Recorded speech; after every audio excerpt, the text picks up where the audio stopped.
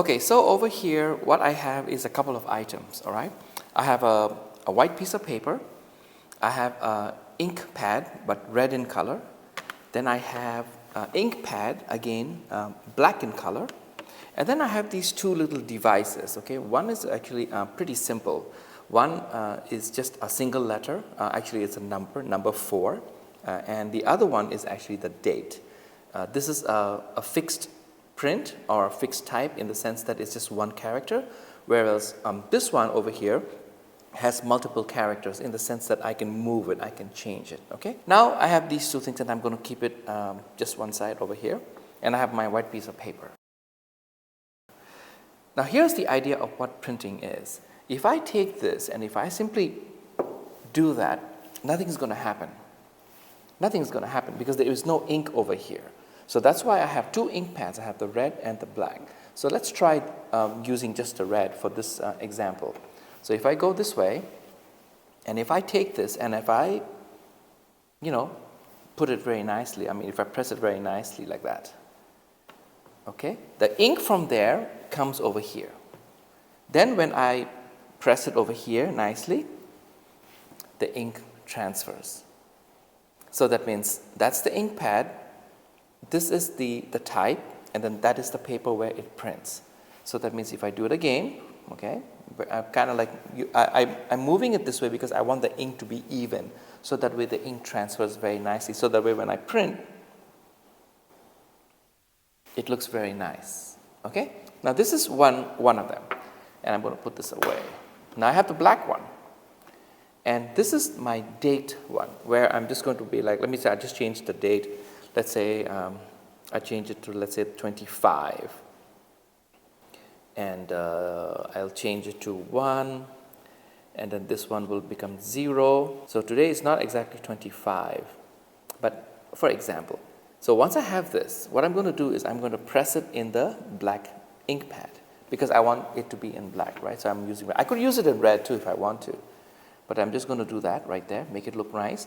And then if I do it right over here on the paper, you notice it transfers.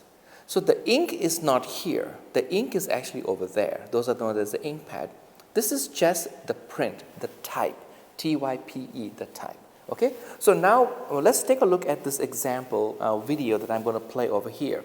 And basically what it is it's a machine.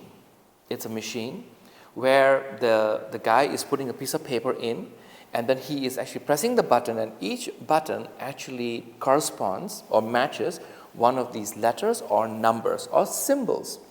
And I want you to see how he's doing it, because as he's doing it, you're noticing that he's actually typing just the same way, but instead of me doing it like this, he's using a machine which has many of these and is actually just typing it away.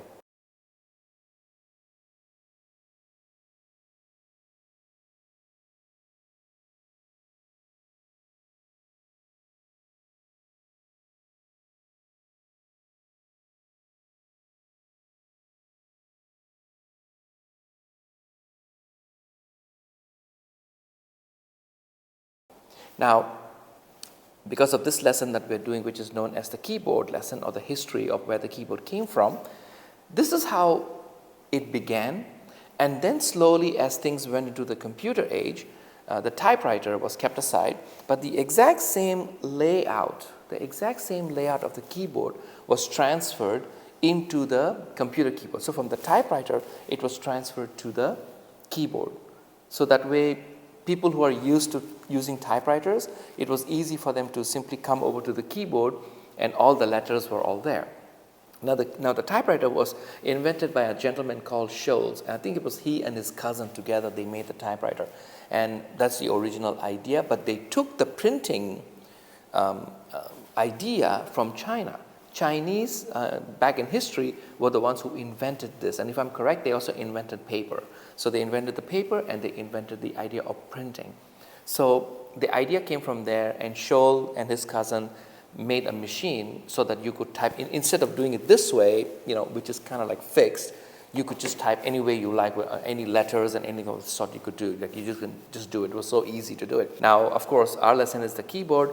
So the reason why we are using the keyboard design the way it is because it's coming from the typewriter.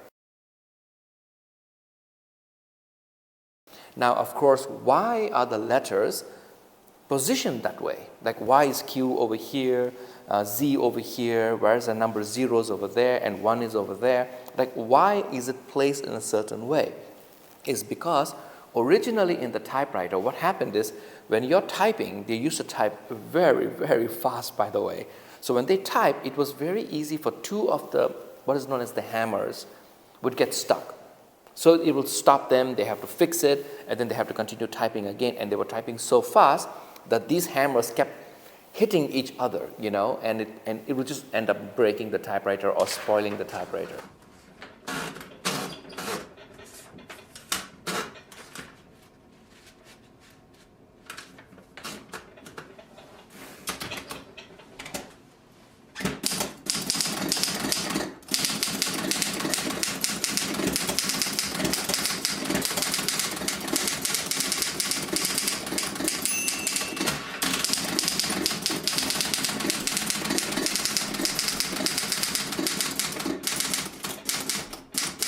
So that's why the guy who designed the keyboard, Scholz, basically said, okay, I want the letters to be positioned in such a way. See, he was so smart that he positioned the letters in such a way so that it was not A, B, C, D, E, F, G all together. In such a way so that this hand would have these letters on this side and this hand would have these letters on this side. So when you type, there was a very less chance of the hammers hitting each other while it was kind of typing. It's really cool when you think about it, like in those days when they invented something like that, that they were so smart enough to think about those things. So that's why when they were typing it, it was perfectly okay, even though sometimes it will still get stuck because some people were typing so fast, like it was just super crazy, like it will still get stuck. Now, when you look at our keyboard, when you see the keyboard, which is known as QWERTY, QWERTY, that's the name of our keyboard. When you see the way the letters are laid out, now you know where it came from. It came from the typewriter, and it's laid out in such a way so that way the types don't hit each other. Okay, thank you for listening to this lesson. See you, bye-bye.